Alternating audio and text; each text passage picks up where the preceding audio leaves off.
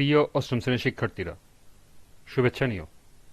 আজকে আমি তোমাদের বাংলাদেশ ও বিশ্ব পরিচয় বিষয়ের নতুন বই থেকে অষ্টম অধ্যায় বাংলাদেশের বিভিন্ন নৃগোষ্ঠী এর 85 পৃষ্ঠার কাজ 1 এবং কাজ 2 এর সমাধান করে দেব।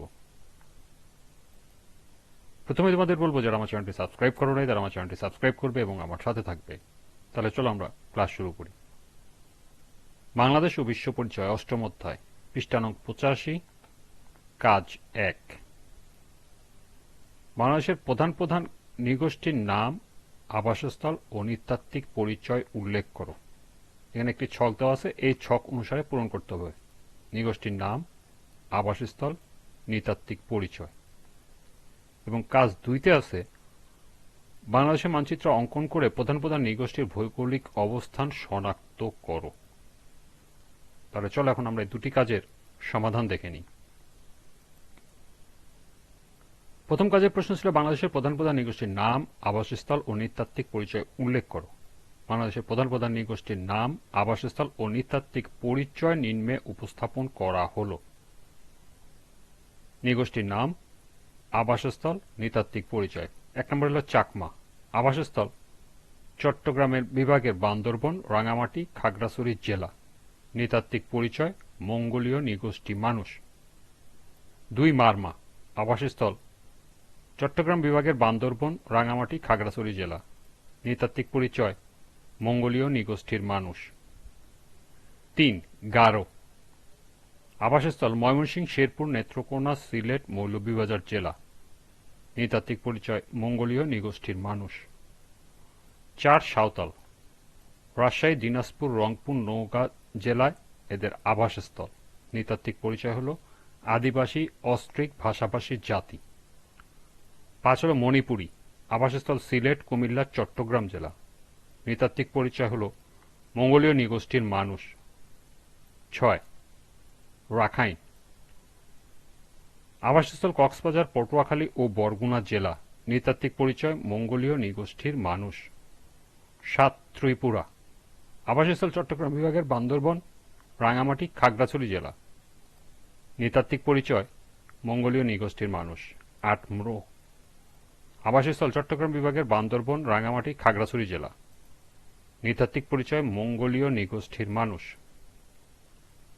9 তঞ্চঙ্গা। আবাসস্থল চট্টগ্রাম বিভাগের বান্দরবন, রাঙামাটি, খাগড়াছড়ি জেলা। নৃতাত্ত্বিক পরিচয় মঙ্গোলীয় নৃগোষ্ঠীর মানুষ। 10 হাজং। আবাসস্থল বৃহত্তর ময়মনসিংহ অঞ্চল। নৃতাত্ত্বিক পরিচয় মঙ্গোলীয় নৃগোষ্ঠীর মানুষ। 11 খাসি। আবাসস্থল বৃহত্তর সিলেট অঞ্চল। নৃতাত্ত্বিক পরিচয় মঙ্গোলীয় নৃগোষ্ঠীর মানুষ। 12 খুমি। আবাসস্থল বান্দরবন জেলা। নৃতাত্ত্বিক পরিচয় তিব্বত বর্মী ভাষাভাষী। 13 লুসাই। আবাসস্থল খাগড়াছড়ি ও রাঙামাটি জেলা। নৃতাত্ত্বিক পরিচয় মঙ্গোলীয় নৃগোষ্ঠীর মানুষ। 14 ওরাও। আবাসস্থল দিনাজপুর, ঠাকুরগাঁও ও নওগাঁ জেলা। নৃতাত্ত্বিক পরিচয় দ্রাবিড় জাতি গোত্রভুক্ত মানুষ। 15 বম। আবাসস্থল খাগড়াছড়ি ও বান্দরবন জেলা।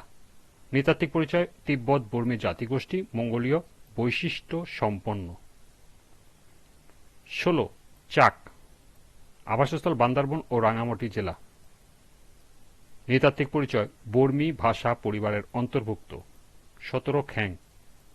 আবাসস্থল বান্দরবন জেলা। নৃতাত্ত্বিক পরিচয় তিব্বত বর্মী বংশোদ্ভূত।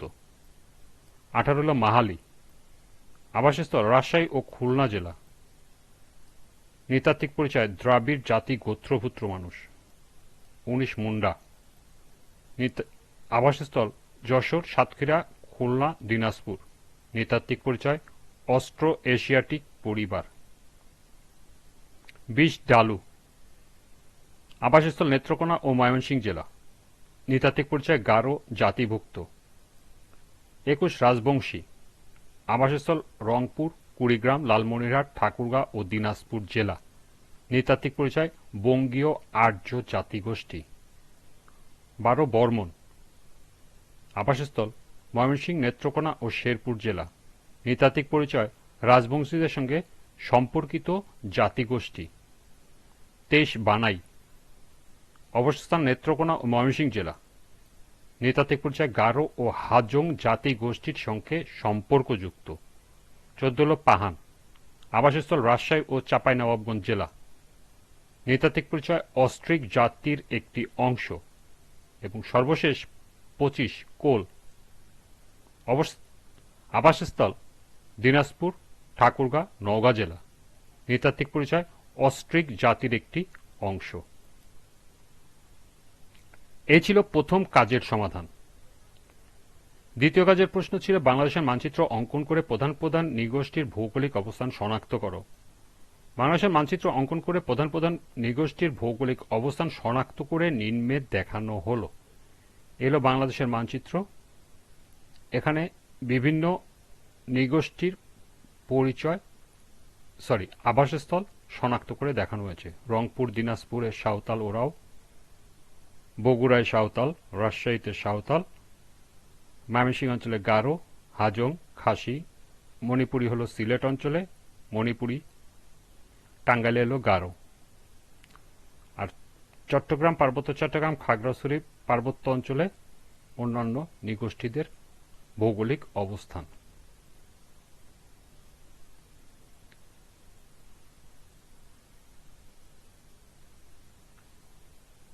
আমি একটু ছোট করে তোমাদেরকে সম্পূর্ণ মানচিত্রটা দেখিয়ে দিলাম। তোমরা স্ক্রিনশট দিয়ে জুম করে বড় করে দেখে নিতে পারবে।